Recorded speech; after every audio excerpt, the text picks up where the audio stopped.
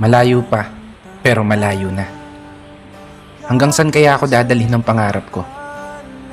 Yan yung tanong na palaging tumatakbo sa isip ko.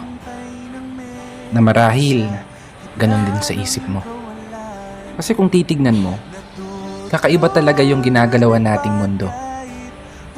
Parang minsan, nagtitripa na lang tayo.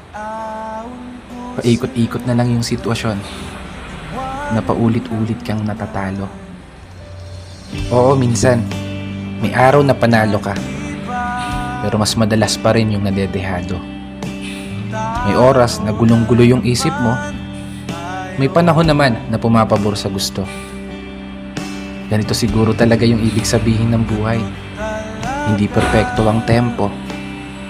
At lahat nakaayon lamang sa tiyempo. Pero kahit ganon, dapat magpasalamat pa rin tayo. Kasi isipin mo naman, sa likod ng napakaraming beses na pagkatalo mo, eto ka pa rin, nananatiling nakatayo, sinusubukang ipanalo. Bawat laban na ikaw lang yung nakakaalam. Mga pagsubok na araw-araw